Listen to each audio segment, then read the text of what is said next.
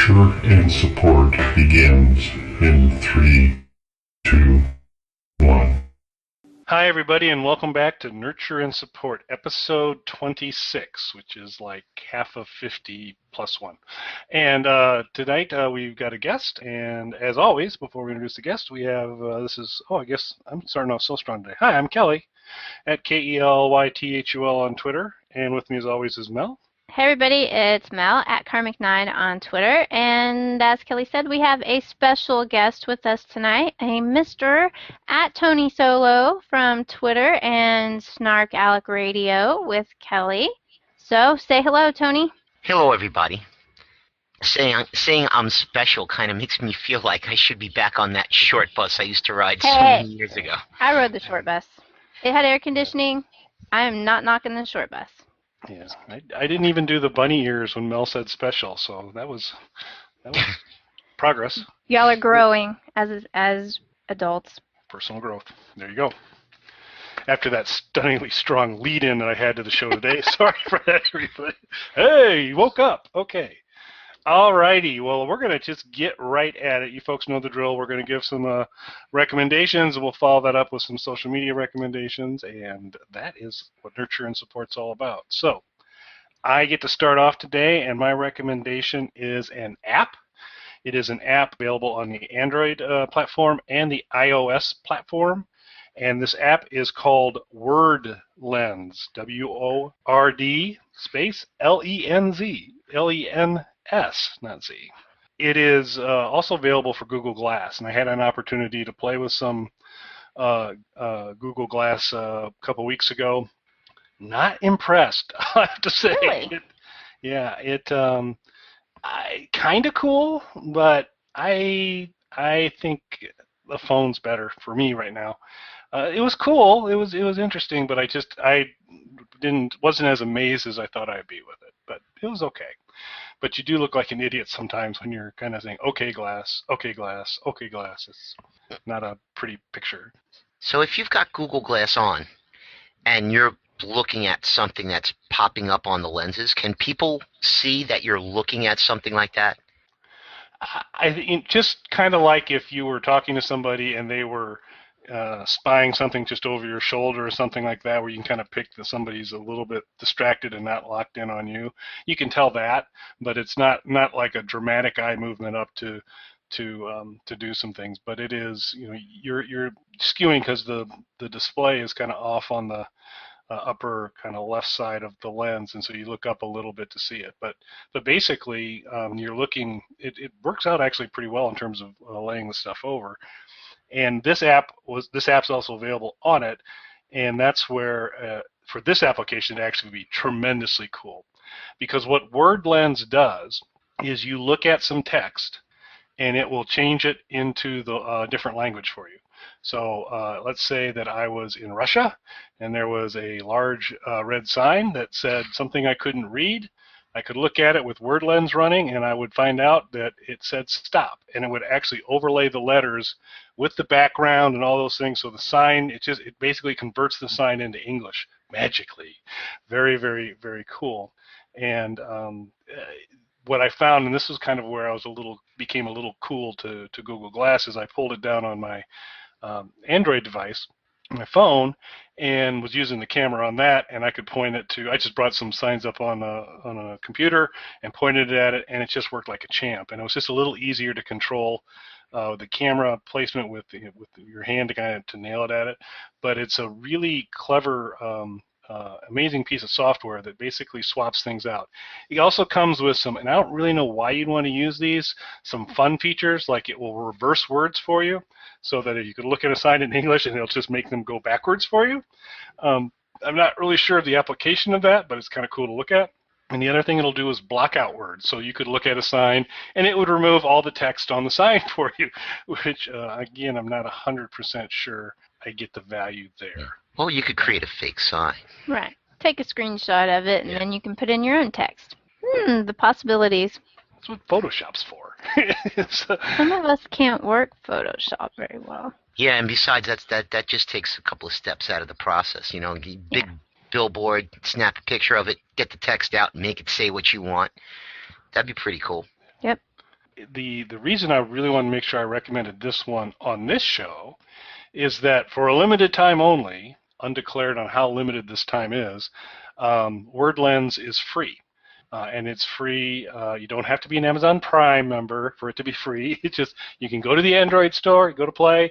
You can go to iOS, the Apple Store, and bring it down for free. On Android, incredibly easy. You pull the app down, and it's got all the languages in there for you. On iOS, I put this down on my iPad before the show, and it downloads the software for you for free. Then you have to actually go in and pull down English to French, English to Russian. They're all free, but it's just a couple extra steps on there. But it's a tremendously fun little thing, and I highly recommend getting it and just bring up some good-sized signs just on a computer initially and play with it. It probably needs some work on accuracy, but some of the things were dead on. And other ones, I'm fairly certain if I followed the translation, I might get in trouble. so I don't know if that was a prank they did on me there or whatever, but it's a really fun little app. It's free. It'll work on Android. It'll work on Apple. Put it on your iPad. If you happen to have Google Glass, you can get it for there, and that is actually a pretty cool application of it. So that would be my recommendation for this week. Hey, does it work with like Japanese and Chinese? It did not have any of the Eastern language, well, any Oriental kind of character-based Asian languages on it that I saw. Right now, let me double check here on my. We've got Russian, Portuguese, German, Italian, French, and Spanish. So with Russian, you get some of the Cyrillic alphabet, and it does some stuff with that. But it's not. Japanese would be fantastic, but not yet. I'm assuming that's coming. Yeah, I bet they get that out pretty soon. That would be awesome. That would be cool on Google Glass, though. I could see where that would be very, very useful. Yeah, especially for people like me. When I worked for a company where I used to have to travel, I went to Japan twice.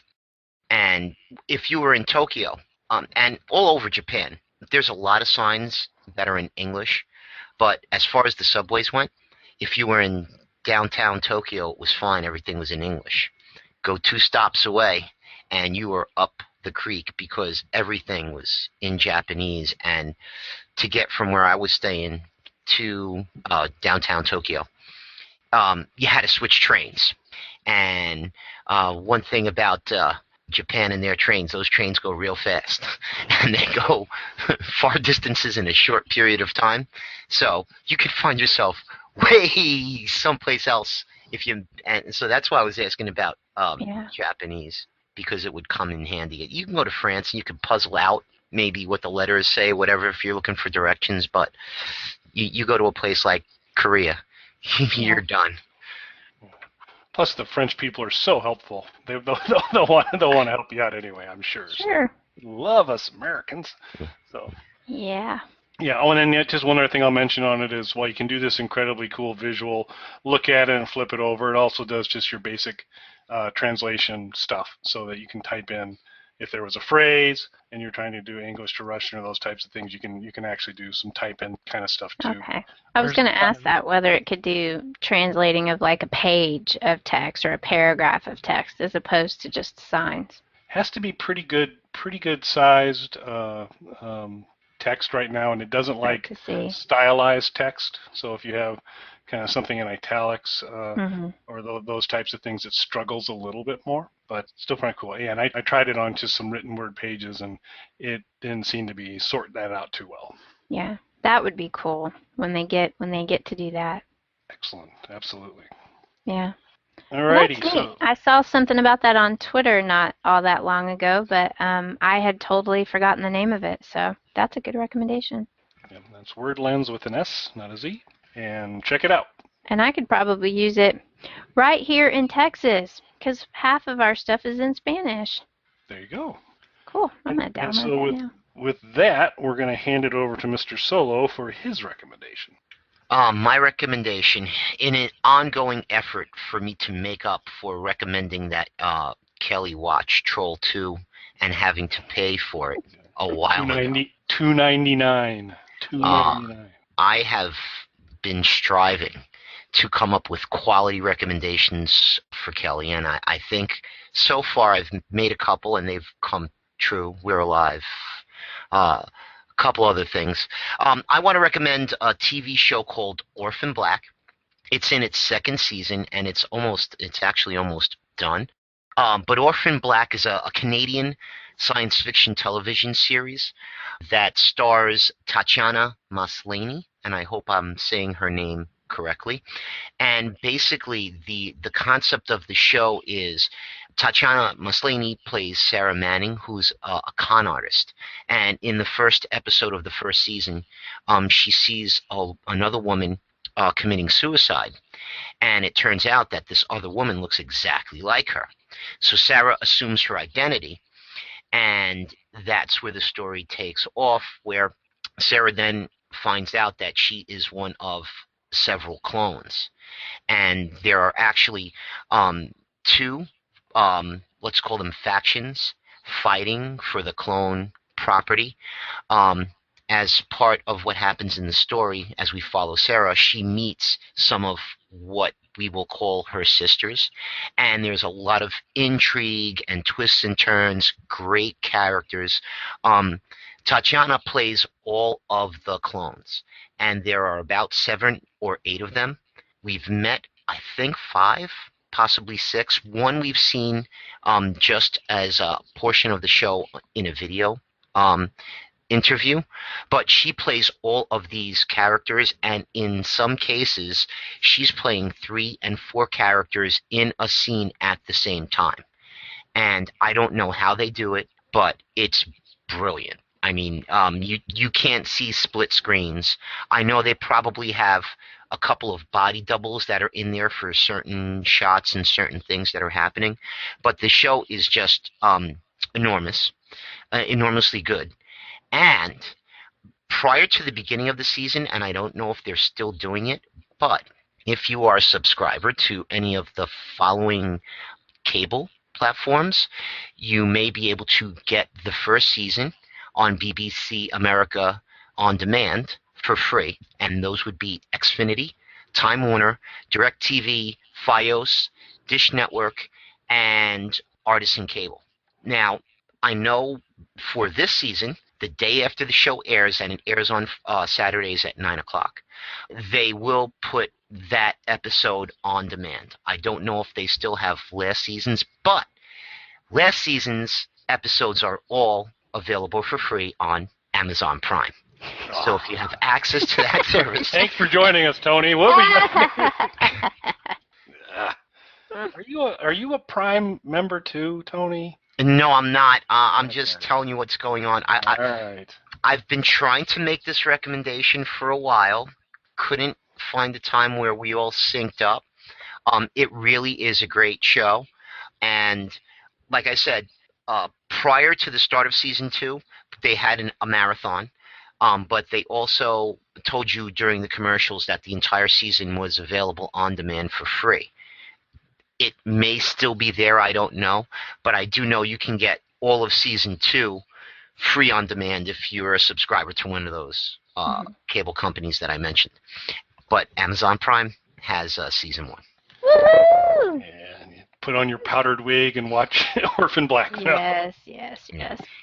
Yeah, I need to take the time to watch that. I saw the pilot episode and it was really good. And I've seen a couple of episodes, but I'm a completist. I don't like to jump in and just watch a few, so I need to go back and watch all of them. It should be noted that when Tony says that she's playing all of these different clones, that all of these clones have been raised in different areas, and they're drastically different people with different accents, different hair, different looks, the whole thing. It's amazing. Yeah. One of the clones is Allison Hendricks. She's a soccer mom. They have 2 adopted kids because another one of the I can give it away without too much. None of them can have children, okay, except for Sarah and maybe her sistra, who is Helena, who has a Russian or Polish or Eastern European type accent. There's Cosima, who is a gay woman, and she is big into biology. So she plays into this big time. The girl that she looked like and killed at the beginning happened to be a police detective, and she actually assumed her identity for a short time. But there was another character that was introduced, and she was a school teacher from America. And you only see her when the biologist character is watching her on video. And again, yes, they are all totally different. And when they're all in the same room at the same time, or the ones that are, close, amazing. Felix is her brother. They are adopted brother and sister. He happens to be gay, and he's probably one of the funniest characters on TV that you'll ever meet. It really is. They really have a great group of characters, and it's definitely worth a watch. Rachel Duncan is another clone who is actually in with, I didn't mention the name, the Dyad Institute, who is one of the groups that's behind everything that's going on. But yeah, it's intricate. It's not hard to follow, and the stuff that happens, it's like a sci-fi channel show that got mashed up with Desperate Housewives almost in some cases, because it has those type of scenes in it that'll just make you like, what the hell is going on? And then you'll laugh, and then they'll get on with the story. It's brilliant. It really is. Yeah, I've been trying to find the time to sit down, because I know from the few bits and pieces that I've seen that it's one of those shows that'll suck me in, and I'll be stuck there all weekend watching the entire season. So I've tried to stay away from it until I had the time to sit down and watch it. Good news is there's only 10 shows per season, and I had a couple of people telling me I should see it, and last year they had the marathon the day of the finale for season 1, and I watched and DVR'd everything, because they did it twice. So I DVR'd it all, I watched it, and then I was able to watch the finale live. Great way to watch a show like that. It's only 10 episodes. They're only about 44 to 43 minutes long. On demand, you may not be able to fast forward through the commercials like I was able to do on some of the DVR stuff. But it's definitely, I mean, it is a big chunk of time, 10 hours, but it is definitely worth it. So what happens when you DVR a clone? Does the world implode? You make a copy of a copy of a copy? Nothing happened as far as I can see. Not that he knows about yet. That's right. If we're talking to Tony. So. Yes. May not actually be the original Tony Solo. Pay no attention to the bean pods in the background. Oh, yeah, that sounds like a good one. I know you've been saying that for a long time, and I just haven't sat down and watched it. I actually haven't turned my TV on since Helix ended. So I'm waiting for the summer TV to start back up. Under the dome? No. There's no countdown calendar not. for Mel. No Under the Dome for me. Sponsored by Windows, just so you know. Yeah, I noticed that. Something. If that show wasn't so snarkable, I mean, I'm going to watch it till the end only because I tortured myself through the whole first season. So, and the way they're going, it may never end.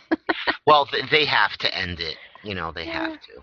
I don't know. We thought it wasn't going to go past the first season, and then whoops! Hey, here's the second one. Yeah, but halfway through, they announced they were going to stretch it out for 2 seasons, and everybody was like, WTF, and, Stephen King had to come out with that big letter. Do you want to know something? They said, hey, we're going to put another 0 on this check. What do you think now, Stephen? He said, okay. That's right. Yeah. Well, that's okay. I'll be watching Teen Wolf or something. I think that usually is on at the same time. Yeah. So. Well, Defiance is coming back. That's true, and Defiance looks like it's going to be good. Yeah. I think I had a chance to hear the cast at C2E2, and sounds like it hits the ground running. So yeah, that's what it needs. Yeah. They had too much talking, too much story last season. Did you watch any of those webisodes of what is supposed to be happening in between this season and last season? I did. I haven't. Yeah, I watched those. Those are 6 minutes apiece, Mel.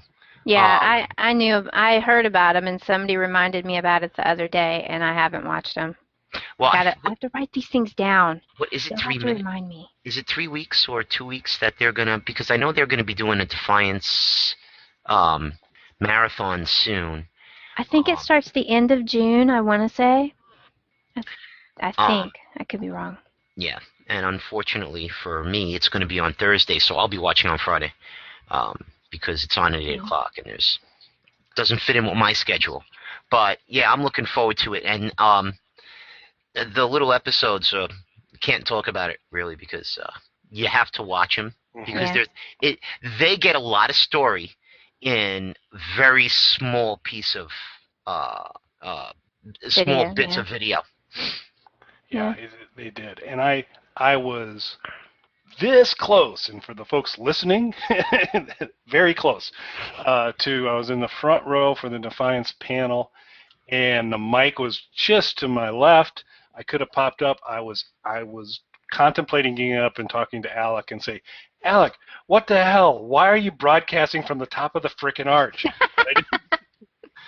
Just because this has bothered me so much, but they were so nice and they were so cool. It's just like, I don't need to go up there and be a jerk. I'll just sit in my chair and be a jerk and watch it. You just be a jerk in your own head there. I'll just be a jerk in my own head, which is kind of my thing. Well, I guess we will move on to my recommendation this week. And surprise, surprise, it's another book. This is a little bit of a more recent book. It's a trilogy by Lev Grossman, and the first book in the series is called The Magicians. The second book, The Magician King, is out, and shortly this summer, I believe in August, the last book, The Magician's Land, will be out. So this is a series that's kind of been described as Harry Potter for adults. It does deal with a magical school, only instead of them being 13-year-olds, they are high school graduates. It's basically like a magical college, and they go spend 5 years at magical college and learn magic, and then they're set loose upon the world. What I've noticed mostly about this book is that people either really like it or they really hate it, because it's kind of bleak. It's very talking about something about magic. It's very realistic in how young people of that age would probably handle this sort of power. It's set in New York mostly, and the main character's name is Quentin Coldwater, and I just love his name. But he's a very morose young man who is very smart, and he ends up getting into this magical college. Magic in this world is a secret. It's basically our world that magic exists in, and they have a magical college called Breakbills.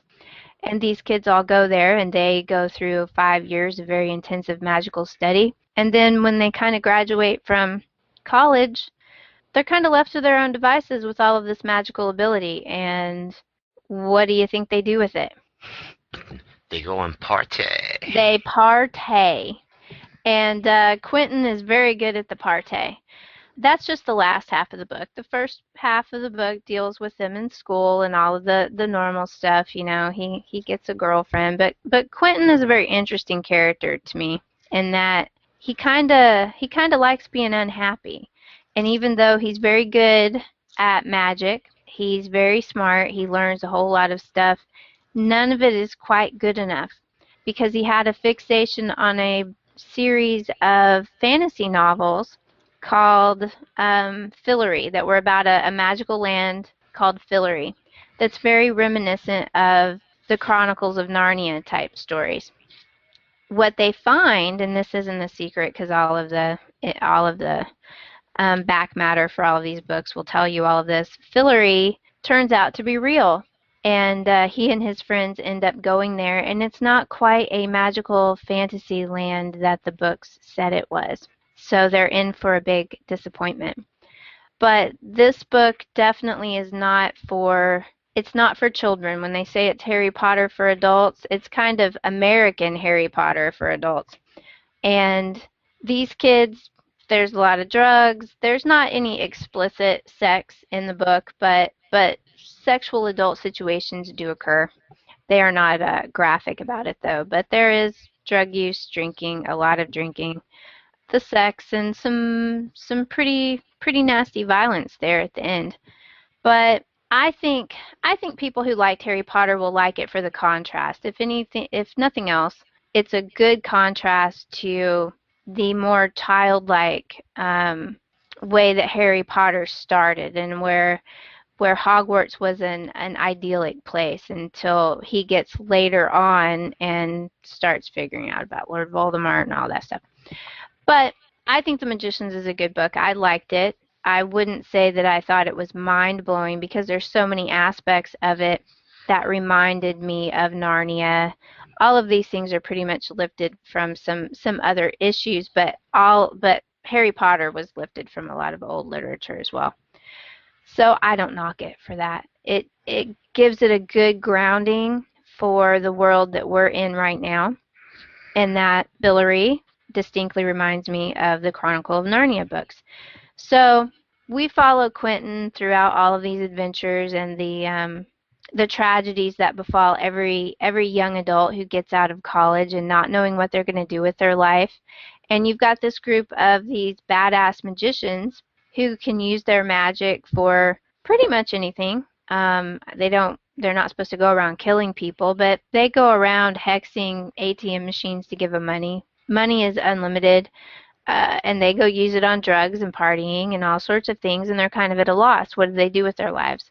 They have all this power and nothing worthwhile to spend it on. So they have to find something to do with their lives to give it meaning. And Fillory ends up being the only thing that has any meaning to Quentin and his friends in the end. And they have to go figure out who they're going to be in the land of Fillory. And that's basically what it's about.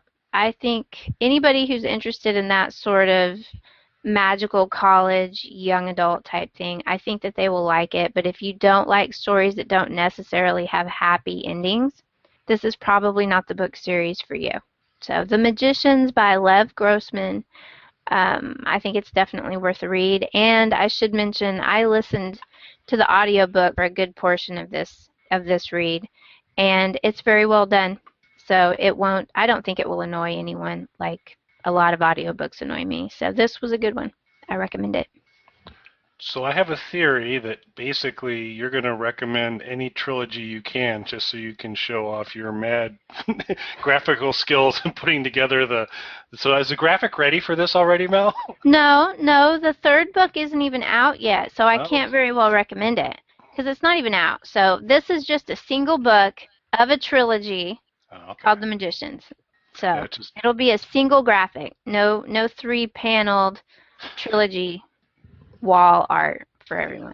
Yeah, Tony, past shows, whether Mel's recommended a trilogy or on the rare chances when I'm recommending a book and it happens to be a trilogy, she knocks out some really nice graphics of getting all three of those books lined up. They look really spiffy, so they're pretty cool. Yeah. Not for this one though. This will be only my second single book recommendation. I think so. I tend to recommend trilogies. Oh wow. Alrighty, well, we're going to go ahead, I think, and move on to the social media recommendation parts. I'll go ahead and start.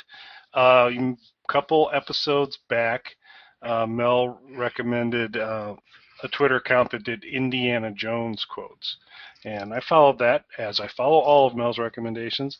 And I was like, it'll be okay. I can't imagine, that it's just going to be going to light up my timeline, but I think I'll enjoy it. I've actually really, it's such a simple, easy thing, but it's just really cool to have those kind of in your timeline on a regular basis and remind you of the different movies. So this is a variant of that. It is called Best Movie Line.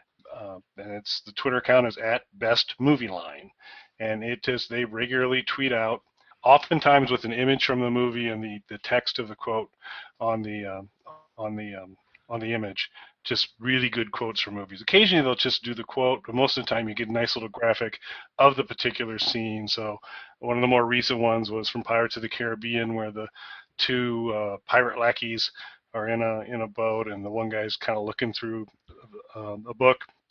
And the first panel shows the guy going, you can't read. And the second panel shows him saying, yeah, but it's the Bible and you get credit for trying. So those kinds of things are pretty cool. So, best Cool. movie line, pretty good one to follow on Twitter. All right. So, Tony, you want to go next? Sure. I may need to recommend two accounts, but there's a new account that I've seen on Twitter that actually was telling Kelly earlier, almost had coffee coming out my nose from some of the things that he has tweeted, and the account is Kelly Von Monster. It's very funny. But in order to really get the most out of that account, you probably have to follow Official Pagan, because it seems like there's some kind of feud between these two guys going on. And apparently it goes way back to family history. It's been going on for generations, apparently. So there's more backstory coming out. Right now, it's very interesting to just be a bystander and watch these two go at it. And they'll have, it'll go in spurts. Like there'll be 7 or 8 or 9 tweets back and forth, and then it'll stop, and then it'll pick up the next day. So two very interesting accounts. That would be at Kelly Von VON Monster and Official Pagan. So it's just Official and Pagan. Follow both those accounts and get a ringside seat, because it's almost like the Hatfields and the McCoys. Yes. I've seen some of those tweets. They're amusing. Well, one of them actually involved a panda looking at his private parts. So, Yeah, I remember that panda. Yeah. It was a cute panda. Mildly disturbing, but yeah, cute. Hey, pandas are curious too. What can I say? All right, my social media recommendation this week is also from Twitter, and I just love this handle. It's actually the Twitter account of Jen. I think it's pronounced Phoner Wells. It's Foehner Wells. But her Twitter handle is at Jen Thulu. Like Thulu, Jen mashed together. Jen Thulu. I just think it's cute. It tickles me every time I see it. She describes herself as a true geek girl. I tweet about sci-fi, space, science, and my nerdalicious life. And I have found all of that to be true. She's basically a geek girl. She tweets about a lot of the books that I like. She tweets a lot of space stuff, which we've established I am a fan of. A lot of science stuff that I don't come across. So I have found her account to be very informative and funny, and she's quite clever, and I recommend that everyone go out and follow at Jen Thulu on Twitter, and I think you'll like her. Can you spell that? At Jen, it's JenThulhu. At Jen Thulu. Oh, there she is. Jen Foner Wells. I see her. Oh, she looks like, what's her name from that show? Tatiana? No, no. When I saw her small pic, she looked like the one from Saturday Night Live that used to do Sarah Palin. Tina Fey? Tina Fey, just a little bit. Yeah, I see that. A little bit. Well, she's very clever. I really enjoy her Twitter account. I get something out of it every day, so she's a good recommendation. Okay, so because of that recommendation, I just put her on the Snarkalic list. All right.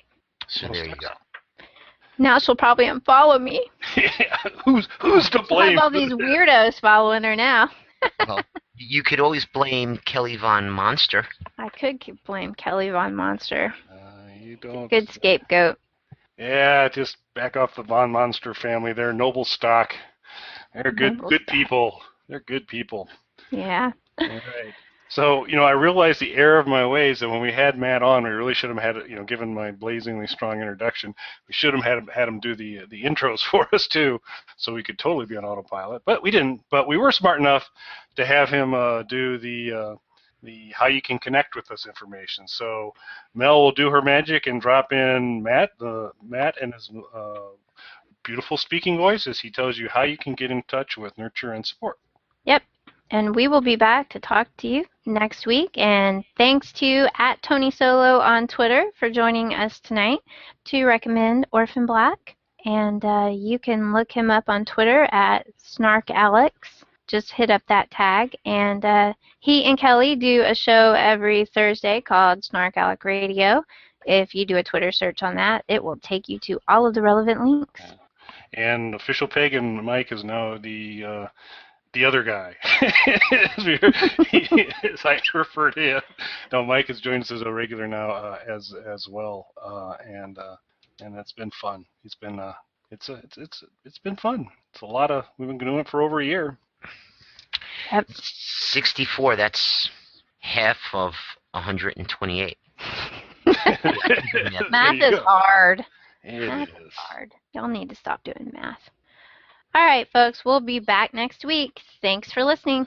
You can contact us on our website, nurtureandsupport.net, or email us at nurtandsupp@gmail.com. That's NURTANDSUPP@gmail.com.